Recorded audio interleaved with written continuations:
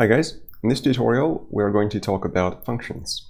Functions are a way to isolate chunks of code in a reusable structure that you can then call at any point that you need to invoke that piece of code.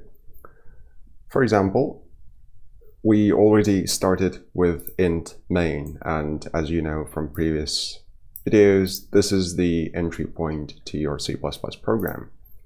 Now in itself, it is actually a function. A function has a return type.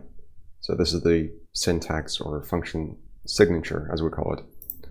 After the return type, you typically have the name of the function followed by parentheses and the starting curly brace.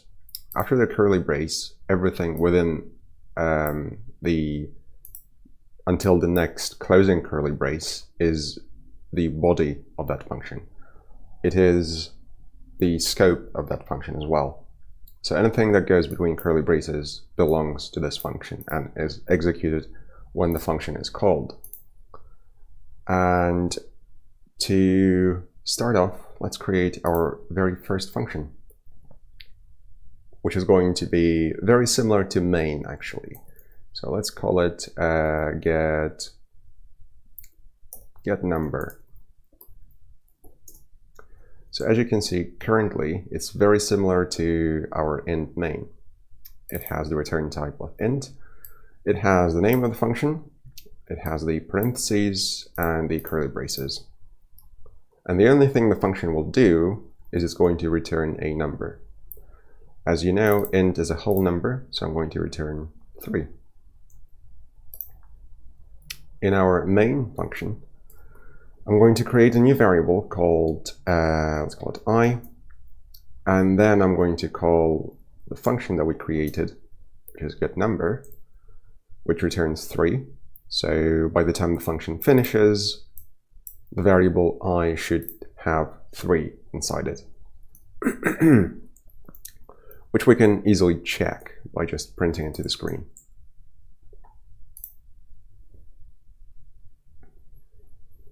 And there we have it, the value 3 being printed to the terminal. Now we can make this a bit more interesting and create a different type of function, which returns a double, for example. Get double value. And to return something like 5.6.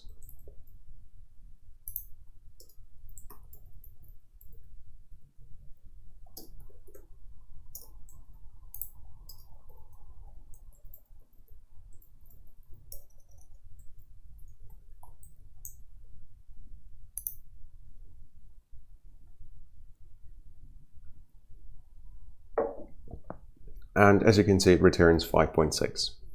So from now on, you should start just practicing your function writing.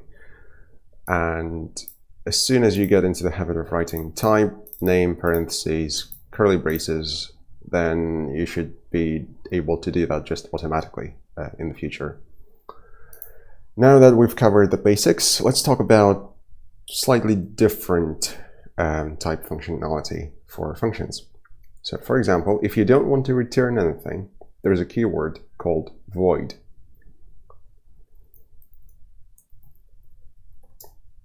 The rest of the function is somewhat similar. You have almost like the return type, that in this case void means, well, it doesn't return anything, it's a special keyword.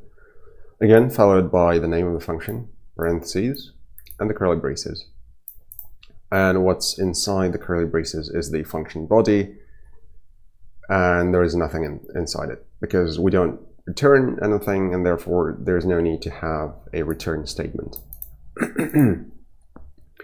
We can, however, print something to the screen in here to just see that the function actually works. Printing something. And let's call it over here somewhere.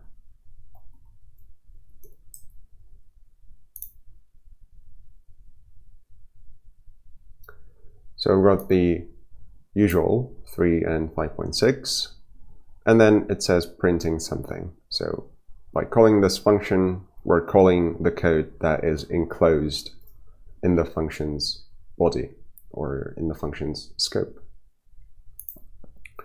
Now let's talk about how to pass things into functions, because these are ways you can get something out of the function, but we haven't talked about passing things in. Let's create a print line function. How about that? It's going to take a string, a piece of text, and it's going to print it to the terminal. That way, we don't have to do all this stuff. We could just say print line and then pass the text in.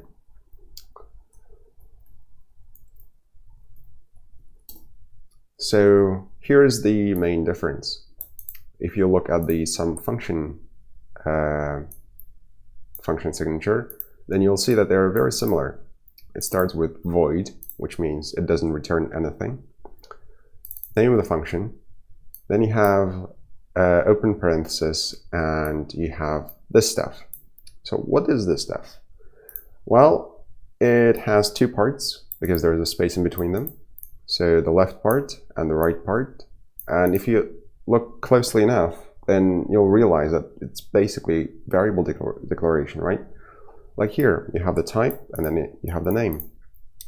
In exactly the same way, we have the type, which is string, and the name, which is text.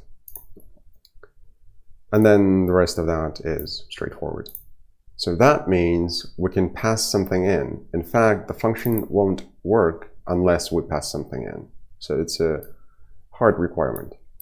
In order to call the function, we need to provide it with a value of this type.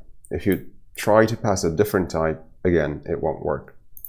And by won't work, I mean chances are it won't compile. So let's call this with hello world, because hello world is a string.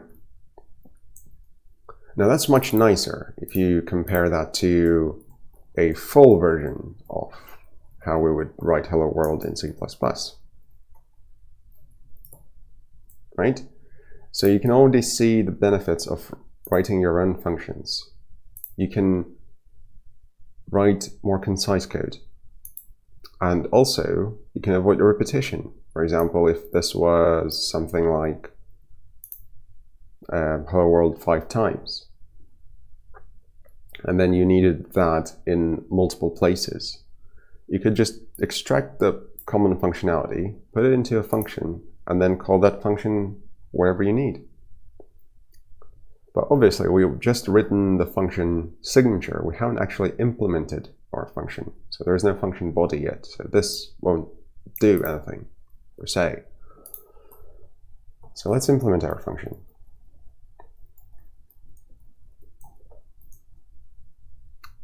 So we should now see two hello worlds printed to the terminal. One is the typical one that you would do in C++. The other one is our new function, which we called printLine. Right, so in this video we've covered basics of functions, how to return something from a function, and how to pass something into the function. Now the task for you is not necessarily to create something new, but take a look at what you've done previously for previous videos and see if you can rewrite those pieces of code using functions. So for example, if you take the previous video where you needed to write a while loop to create a two-dimensional grid in the terminal, at some point you would have something like while is running, right? And in order to take input from the user, what you could do is isolate that into a function. And you could have something like capture input. So that would be your new function to create, which would then appropriately take input from the user from the terminal and pass it back or return it back to this variable. Then what you could have is something like handle input.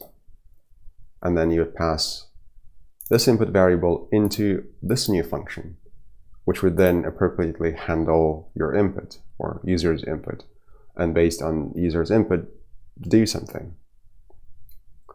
So play around with these functions, create your own new functions, have more than one parameter. And in order to do that, all you need is just to put a comma, and then you add something like this. And you are now passing two things into the function, and so on. So play around with those, and I'll see you guys in the next one. Thanks for watching.